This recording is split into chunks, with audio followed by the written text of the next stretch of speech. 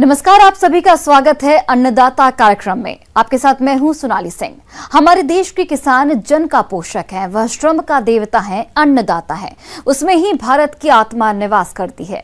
ऐसे ही किसानों की प्रगति के लिए हम खेती बाड़ी से जुड़ी हुई बहुत सी नई लाभकारी जानकारियां हर रोज सुबह लेकर आते हैं। तो चलिए कार्यक्रम शुरू करने से पहले देखते हैं क्या है आज के अन्नदाता में।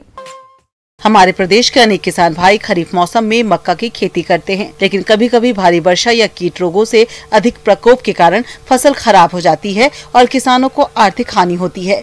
इसी बात को ध्यान में रखते हुए हमारे कुछ किसान भाई मक्का के साथ अरहर की अंतर्वर्ती फसल लगाते हैं, जिससे किसी एक फसल में होने वाले नुकसान की भरपाई दूसरी फसल के उत्पादन से हो जाती है।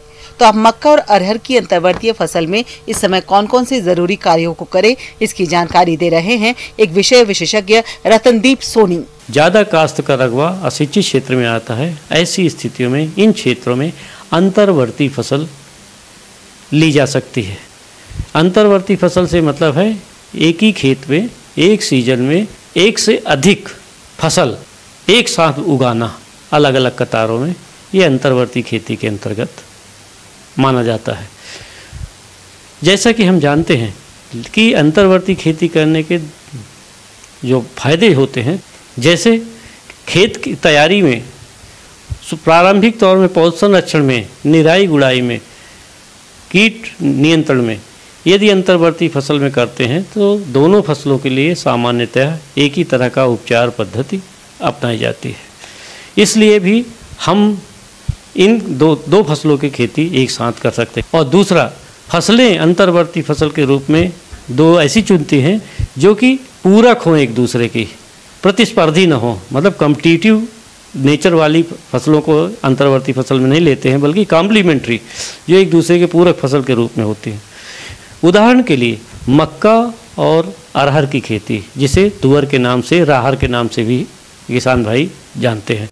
खरीफ की फसल में किसान मक्का की अधिक पैदावार लेने के लिए अरहर के साथ मक्का की फसल उगाकर सहफसली खेती का लाभ ले सकते हैं। मक्का की फसल की बुआई अनाज, भुट्टे और हरे चारे के रूप में की जाती है, जबकि दलहनी फसलों में अरहर की फसल प्रमुख मानी जाती है। इसकी अधिक पैदावार सह फसली खेती से ही ली जा सकती है।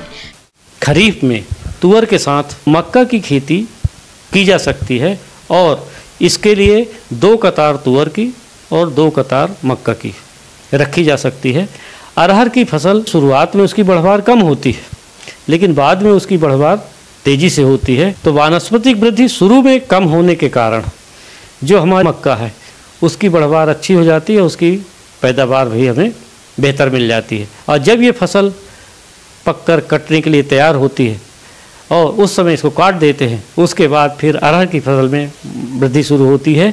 तो जो मक्का की फसल जहाँ लगी हुई थी वह स्थान में ये पूरी तरह से फैल जाती है और अरहर की एक पूरी फसल हमको उस खेत में मिल जाती है।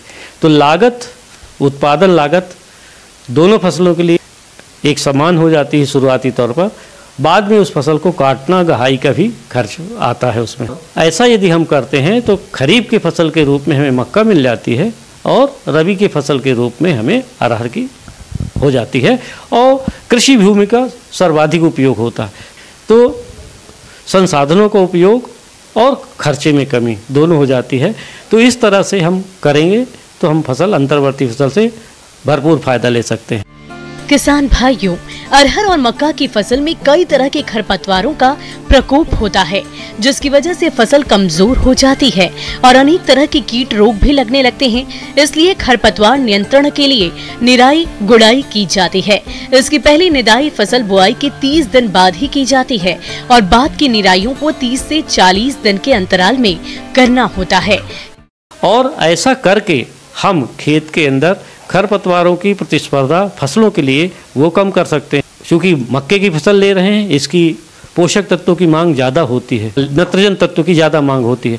तो उसके लिए हम निराई गुड़ाई करके पौधों में हम यूरिया की टॉप ड्रेसिंग भी मक्का की कतार के बीच बीच में हम कर सकते हैं। ये काम हमको फसल की 30 दिन की अवस्था में करना है। ऐसा करके फसलों की पोषण संबंधी जो खुराक की पूर्ति हम कर सकते हैं। ये वर्षा का कोई ठिकाना नहीं होता है, कब लगातार भी हो सकता है, अधिक भी हो सकता है।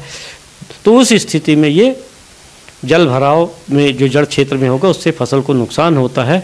इसलिए हमें ये ध्यान रखना है कि जल भराव की स्थिति न होने पाए।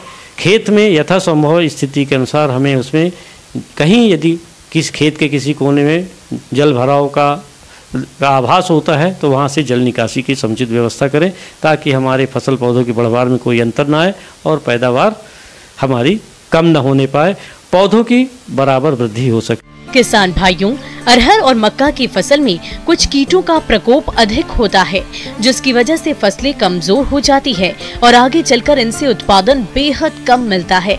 इसलिए आप इनकी पहचान करके समय रहते नियंत्रण उपायों को अपनाएं, जिससे फसलों के उत्पादन में वृद्धि हो सके। तीसरी प्रमुख जो बात होती है इसमें, पीड़क कीटों का प्रकोप शुरुआती तौर पर पत्ती काटने कुतरने वाले कीड़ों का अरहर में भी होता है, मक्के में भी होता है। तो इसके लिए हम यदि चाहते हैं कि कीटों का प्रकोप हमारी फसलों में न हो, नुकसान न पहुँचे, तो शुरुआती तौर पर 20-25 दिन की अवस्था में मौसम अनुकूल होने की दशा में ये ट्राइजोफास नाम की दवा है, जिसका भी हम छिड़काव अपने खड़ी फसल में कर सकते हैं। तो इस तरह से हम कीट नियंत्रण कर सकते हैं और इसकी मात्रा 800 मिलीलीटर से 1 लीटर हो सकती है, जो कि अंडे की अवस्था में जो कीट की अवस्था होती है, इल्लियाँ होती हैं, उनको नियंत्रित किया जा सकता है। तो अंतर्वर्ती खेती महत्वपूर्ण होती है। किसान भाइयों, इसको कुछ न कुछ रकबा में अपने खेतों में करें और फसल चक्र भी अपनाते रहें। माने खेत बदल बदल के अंतर्वर्ती खेती कर सकते हैं।